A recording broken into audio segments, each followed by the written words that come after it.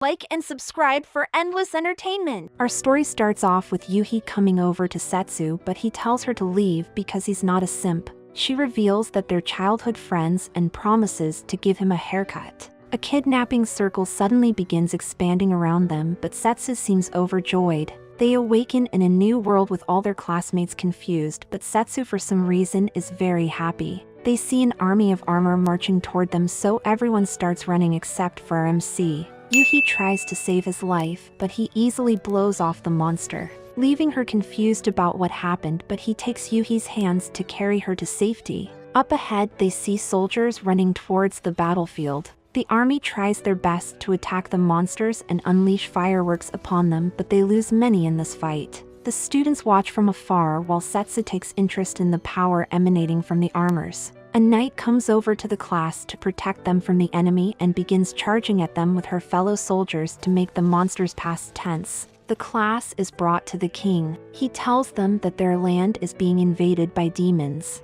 But just like 5 years ago, God have kidnapped people to become the heroes of their world and bring the Great War to an end. The victims have no idea how to fight, but decides to help because if they're thrown out the castle, they'll become demon food. The next day, all the men train with penetrators under Glane while the women train in voodoo under Elka. Setsu watches from the sidelines and walk away, but he encounters Elka. She scolds him for not training with the others, and he teases her for being uptight. She says that Setsu reminds her of the missing hero who was an ego-inflated pervert and decides that she'll teach him a lesson. He accepts her fight, so she charges at him, but he easily dodges the attack and embraces her face-sitters with his hand. She realizes that Setsu was the hero from 5 years ago and takes the doggy-style position while welcoming him back. She begs him to become a chair, so he indulges in her very normal perversion. Glane arrives wondering what the fork is happening, and Elka informs him that Setsu has returned to their world. They rush to tell Thea, but she already knew because she sensed his magic power. He tells them that he's returned home and they're all happy to see him again, but he begins to wonder why the war is still going on. They go to the roof where they begin questioning how he came back and why he looks different. He tells them that he was fighting with Toma and managed to land a fatal blow on him. But after the fight, he was reborn into another world while keeping all his memories and was suddenly pulled back to this one. Setsu asks them what happened to Toma and reveals that he felt his power coming from the armors. They say that they searched the battlefield for them but couldn't find their bodies, so he may still be alive. A guard comes over and calls Glane to meet with the king, so he leaves them on the roof. The king declares all-out war on the demons, but Glane protests and insists that they wait for the emissary's return to see why they attacked. However, the princess says that because the heroes has appeared, it must be a sign that they should strike now. The king agrees with her and reveals that he regrets listening to the hero years ago to sign a peace treaty. On the training ground, Yuhi continues to train in magic, but Setsu comes over and says that she has a real talent for it. But she reveals that she doesn't want to hurt anyone and will use her power to protect Setsu instead. Later on, the royal party comes to Setsu and tells him that it's only a matter of time before war breaks out. Setsu decides that he will go out and stop the war himself, so all his friends decide that they will follow him on his adventure again. But he reveals that this time they must stay here to defend the kingdom from Toma while he goes out to return peace to this world. The next day, our party solid snakes around the castle. Elka rushes in with Glane following behind and stealthily beat the guard into sleep mode before placing his body in a very good hiding spot. They head inside the king's treasury room to pick up Setsu's buster sword, while the guards find their friend and raise an alarm. So our party decides that Glane and Thea will distract them while Elka willingly follows Setsu until they reach outside of the castle. He gets ready to go on his journey, but Yuhi finds him and asks where he's going. Setsu reveals to her that this is the second time that he's been summoned to this world, and to stop the war he must defeat someone. Yuhi tells him that she's ride or die for him and promises that she'll be useful, but he explains that it's too dangerous and he'll never put her life at risk. She gets closer to him and asks him to close his eyes so she can give him the haircut that she promised him. Then Yuhi swears that she will get stronger, so he flicks her face and tells her that when she can dodge it, she'll pass his test. Setsu leaves them behind to start his adventure to stop the upcoming war in this world.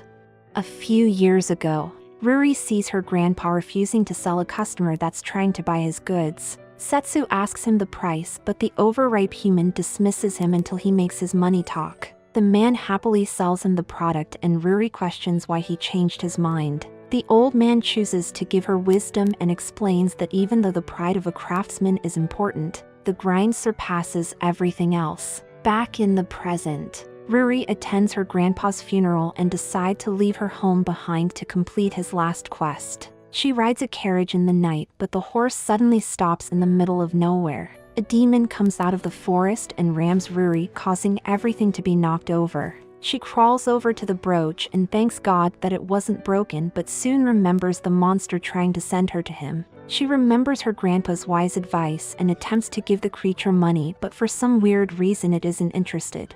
Setsu arrives to save her from being lunch and Ruri reveals that she was lying to the demon because she won't get any bread until after she delivers the goods. Setsu goes to help her up and he reminds her of someone else, but she dismisses it and begins begging him to escort her through the forest for a fair price. But Setsu already has bread, so he accepts to protect her without pay. The pair begins riding through the night together until they arrive at a very busy port town. Ruri reveals that she already hired a ship to pick her up, but when they find out that she's trying to head to the demon continent, they refuse to take her because they like being alive. Setsu decides that he will help her but sees that Ruri has been confronted by knights. They asks for her ID and realizes that she's a merchant, so they asks to see her bag, but she denies them since it's holding something precious. They try to take it by force, but Setsu stops them and begins scolding the knights for trying to check her bags after seeing her permit. They threaten our hero, but Setsu wants all the smoke. The knights realizes that the public is watching, so they decide to retreat for now. Ruri thanks him for saving her and treats him with as much food as he wants. Setsu reveals that he was on his way to the demonic continent and offers to bring her along with him. In the night, the pair gets a room at the inn together and Ruri decides to show Setsu what's inside the box. She reveals that the customer sent it back for repairs, but her grandfather suddenly fell ill. So before he passed, the old man entrusted her to complete his job as his final wish in the mortal realm. She allows Setsu to look after it while she goes to take a shower, and he confirms that it is the brooch that he ordered 5 years ago. They go to sleep with both of them being very comfortable, while the knights burst into the inn and accuses Setsu and Ruri of being spies for the demons. They enter their room, leaving Ruri in a state of shock, so Setsu takes her to test fall damage and begins to run away from their pursuers. He jumps over the men, then lays a trap for them to fall over, but they find themselves at a dead end. The knights catches up to them, and seeing no other option, Setsu decides to take Ruri with him to the afterlife. But he suddenly calls for the god of the ocean to come to their rescue. He commands his Pokemon to bring them to the dark continent, leaving the knights so bewildered that they decide not to report what happened. Our party travels on Levia through the ocean until they see the demonic continent in the distance. The great Levia begins fighting with a kraken while Setsu cheers her on from the sidelines, but she gets held down and it squirts in her face. Levia takes her waifu form, then begins complaining that Setsu didn't help her fight and asks why he suddenly showed up after 5 years only to use her as a boat. Ruri interrupts them to ask about the sleeping kraken, so Setsu decides to turn the poor bastard into his dinner. Ruri says that her package should go to the Demon Lord's castle to someone called Dezes, and they realize that she doesn't know who she is. So they explain that the brooch belongs to the Demon Lord who reigns over the continent. 3 little ones comes over to them, so Setsu gives all of them a taste of heaven. They tell our party to bring back some for their parents, and Setsu begins to carry the kraken towards their home. The villagers begins complaining that the squid have been preventing them from fishing and decides to take it down, but Setsu comes over to point out that they smoked the monster. They begin celebrating the passing of their legendary foe and praises Levia for doing the deed, but she admits that she likes her fish raw. Setsu starts to desecrate the slain squid and turns its remains into rings to be eaten by the villagers. Levia walks through the festival and finds Ruri drunk from drinking fruit juice. She asks how Levia met Setsu, so she explains that 5 years ago she was on a rampage until he came to beat some sense into her, and made her promise to maintain the peace in the oceans. Ruri realizes that Setsu is the hero from the legends and begins to freak out. Meanwhile, Dez's first General Vlad mistakes the celebration as an attack on the village. He heads down the hill to enter the city with style but realizes that all of his people are safe. Livia sits by the docks and uses her powers to call forth fish friends to introduce to her mouth. Vlad comes over to apologize for his entrance, then Setsu joins them. Vlad realizes that he's the missing hero from the past and begs them to help him save the demon lord. Setsu shames Vlad for making things get this bad, but Vlad says that he plans on fighting for Dezes until the end. The useful members decide to go and rescue their old friend by running through the mountains while jumping over giant gaping holes, until they start being chased by wolves and begin testing if all dogs actually go to heaven. Setsu reveals that whoever is causing trouble may be behind the attack on the demonic island, because both the humans and demons claim that they were attacked first by giant armors carrying the other side's flag. More monsters attack, but the best girl sends them to the Shadow Realm, allowing our duo to continue their journey to rescue their friend from those who seek to use her. In the past, Dezes ruled the demon race and fought for her people until she was defeated by Setsu. He decided to talk with her and give the demon lord the brooch as the first step in maintaining peace. Soon after, she found out that Setsu went missing, and she resolved to keep the promise made between them even if they never meet again. She goes on a walk through her kingdom while the citizen greets her on the streets, but the brooch she was given suddenly broke, so Vlad promises to bring it in for repairs. Later on, a knight rushes through the castle and reports that the human nation has begun to invade them. Dezes calls for her officers to gather while sending 2 emissaries to find out what caused the attacks and hopefully prevent a war from happening. Vlad comes to her and announces that the richest man in the world has conveniently come to meet with her. Terran tells her that with his trading company he will be able to stop the war from happening, but when she reads the condition she realizes that she'll become a worker who doesn't get paid. He shows her the cursed necklace that she must wear for him to agree to help. Dezes says she need more time to think and brings the meeting to an end. While sitting, she realizes that the only way to keep her promise to Setsu is to go through with Terran's plan regardless of Vlad's objections to the choice she made. Terran goes back to the carriage where it's revealed that he is also a puppet of someone trying to take over the demonic continent for themselves.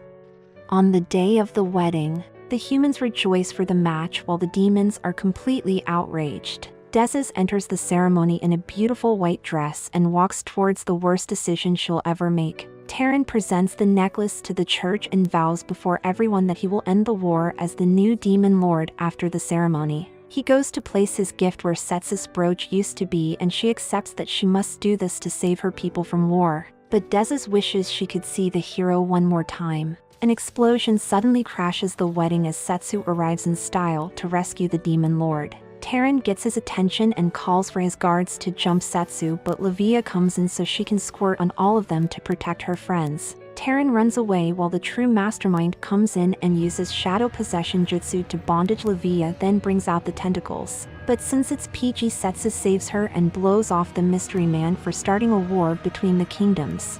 The man reveals that he has a master and attempts to penetrate Setsu, but he clenches the blow and uses a combo attack to knock him against the wall. The man admits that Setsu is strong, so he will return to his master and creates a hole in the wall to escape in style. Dezes thanks Setsu for coming to her rescue, and he gives her good girl pats in return. He goes over to the guards and sees their loot box fading away along with the necklace that was made for the demon lord. They suspect that Toma is the one working behind the scenes. So Setsu decides that he will go over to the king of the beastmen before Toma can spread his evil to them as well. Vlad and Ruri finally arrive at the castle.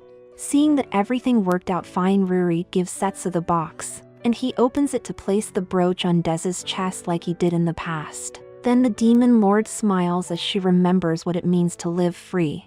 Returning to the human nation, we find our summoned heroes training for war, but Yuhi seems to have gotten a waifu boost. Elka and Glaine dismiss the class, but Yuhi goes over to ask them for special training so she can become strong enough to stand by Setsu's side. Elka takes her to the roof of the castle where she admires the peace Setsu brought to this world and challenges Yuhi to a sparring match to test her power. Elka begins the fight by closing the distance with Yuhi to use her ice spell, but she counters with fire magic. So Elka clashes with Yuhi and finds that she is satisfied with the strength that she has attained in such a short time, but reveals that Yuhi has one more test to pass. Elka takes her to an underground labyrinth to look for monsters. Something suddenly jumps up from the doo-doo water and comes on the sidewalk. Yuhi steps up to the Pupasaurus to spit some heat on it, but the monster wants all the smoke and rushes at her so it can use Fury Swipe. She manages to blow it off, but it continues to get back up. Elka reveals that even though Yuhi is strong, because she lacks the determination to send those who threatens peace to heaven, she will not grow anymore.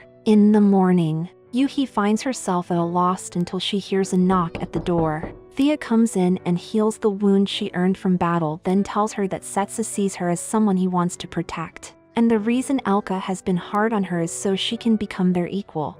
Yuhi says that throughout her life Setsu has always helped her, but this time she will be the one to help him. Thea wishes her good luck in her goals and leaves the room, but finds that Elka was eavesdropping. Sometime later Glenn sees Yuhi deep in thought, so he advises her that taking a life isn't a bad thing if you do it to stop the people around you from suffering, and tells her to find her own reason to harm living creatures before leaving her to figure out her own path. Yuhi goes to the training area to launch a powerful flamethrower after finding a new resolve. She travels back to the underground with Elka, where a Pupasaurus chooses to become a victim. Yuhi uses her staff to create a fireball to give it a taste of the afterlife, but reveals to Elka that she only knocked it out, and this is how she will choose to fight against other living beings. Elka accepts her new resolve and sees that Yuhi has become strong enough to protect everyone she holds dear.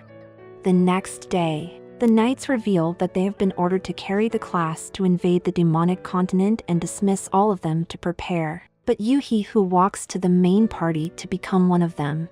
We head back over to Setsu and Livia chilling in a carriage. The driver suddenly stops to pick up more hitchhikers, but Setsu recognizes that she was his past student. She asks where he have been for the past 5 years, so he explains everything that led him to this point, and asks if she would like to join them, but she refuses because she's already on a mission. Alizi explains that she went to a village to slay a dragon, and that's where she was introduced to Amel. She made dinner for Azali and she compliments her for cooking, so she goes to peel some more fruits. Azali wonders why she lives here alone, so Amel reveals that she used to live here with her brother. But on the day the dragon appeared, he suddenly went missing. Azali decides that she'll stay in the village to live with her for a while and tells Amel to think of her as a big sister. The next day, Azali goes to disable the charm that keeps evil away and tells Amel to head back home. Azali goes and have a furious battle with the dragon and manages to injure it enough that it retreats into the forest.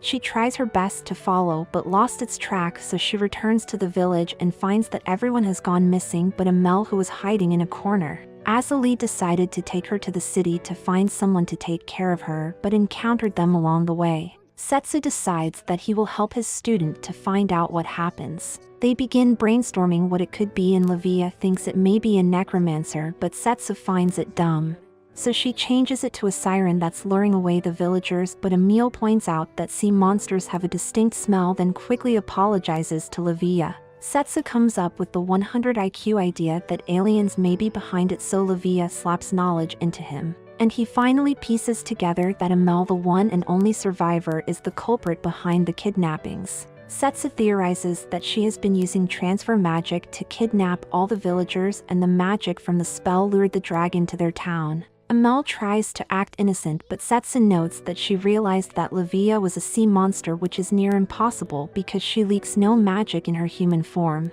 Seeing that she's been found out, Amel blows up the carriage and sends a dark spell into the sky to transform into a dragon. It begins spamming fireballs at them while Alizi lays distraught behind a rock, until Setsu calls her over to join the battle. The dragon charges at them, but the clumsy bastard trips, allowing Livia to empower Setsu's Buster Blade with water magic so he can launch Ngitsuga Tensho to knock down the lizard, leaving Alizi to finish it off with an improv brain surgery. After defeating the monster, Setsu decides to leave his student to finish her mission, and takes his boat until they arrive at the Beastmen continent. Meanwhile, Alizi returns to look for the villagers, but finds Amel waiting for her with many monsters that she made from the missing people. She reveals that she is the one who makes the giant armors to start the wars between the continents. then proclaims that her true identity is Meluor the Monster Master and one of Toma's top hitters. Like for a cat girl, subscribe for a waifu, and remember to stay swifty!